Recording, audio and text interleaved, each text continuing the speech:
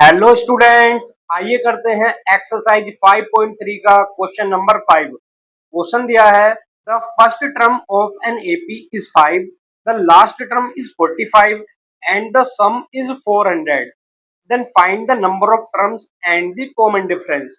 तो simply question में बोला है बच्चों कि किसी एपी की फर्स्ट टर्म 5 है और लास्ट टर्म 45 है, और ये भी दिया है कि उस एपी का सम है 400।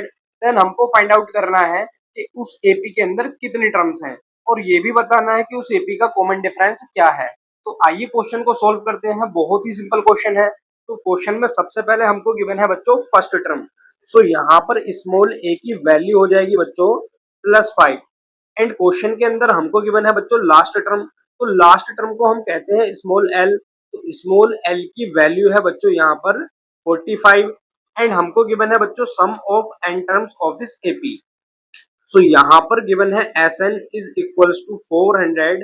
देन क्वेश्चन में हमको फाइंड करनी है बच्चों स्मॉल एन की वैल्यू, एंड फाइंड आउट करनी है बच्चों यहाँ पर स्मॉल डी यानी कि कॉमन डिफरेंस की वैल्यू। सो यहाँ पर बच्चों सबसे पहले मैं आपको एक फॉर्मूला बताना चाहता हूँ सम ऑफ एन टर्म्स का। तो जैसा कि आप लोग जानते हैं कि सम ऑफ एन टर्म्स के लिए फॉर्मूला होता है S n is equals to n/2 2a plus n-1 into d. अब इस फॉर्मूले को अगर मैं थोड़ा सा मॉडिफाई करता हूँ यहाँ पर, तो बच्चों ये हो जाता है S n is equals to n/2। अब यहाँ पर ये जो 2a लिखा है, इस 2a को मैं अगर ब्रेक कर देता हूँ बच्चों a प्लस a में, तो ये हो जाता है a plus a plus n-1 into D.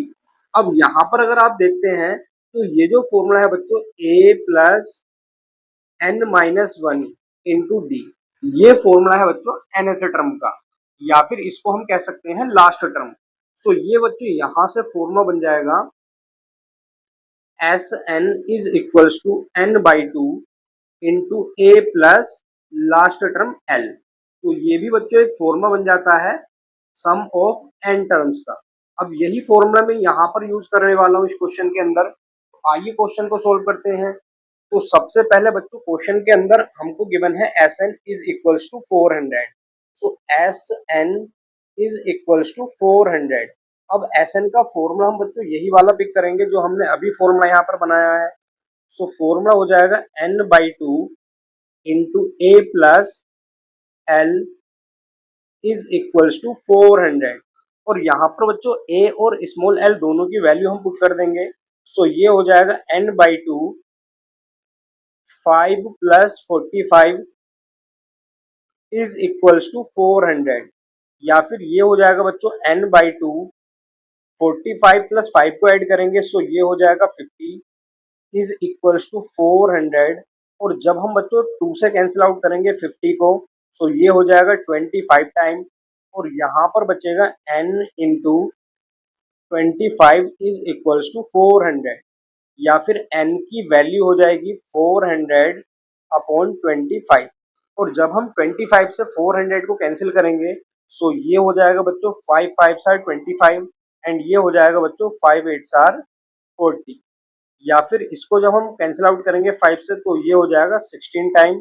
सो यहाँ से स्मॉल n की वैल्यू हमको मिल जाएगी +16।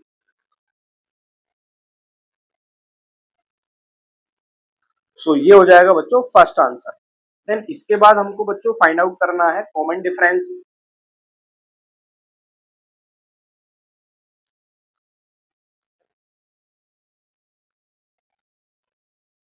सो बच्चों कॉमन डिफरेंस फाइंड करने के लिए हमारे पास गिवन है हमको L की वैल्यू 45।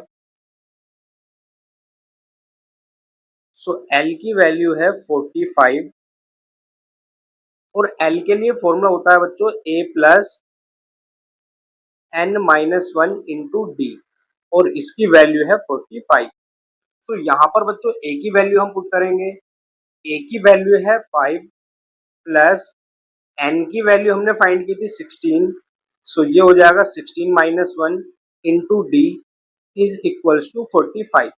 और जब हम इसको सोल्व करेंगे, सो ये हो जाएगा बच्चों 5 plus 16 - 1 15 into d is equals to 45, या फिर ये हो जाएगा बच्चों 15d is equals to 45 minus 5। ये हो जाएगा 15d इज इक्वल्स टू 40, या फिर बच्चों d की वैल्यू मिलेगी 40 अपॉन 15।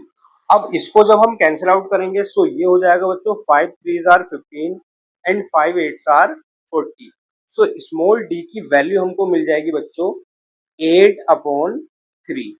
ये हो जाएगा यहाँ पर इसका सेकेंड आंसर।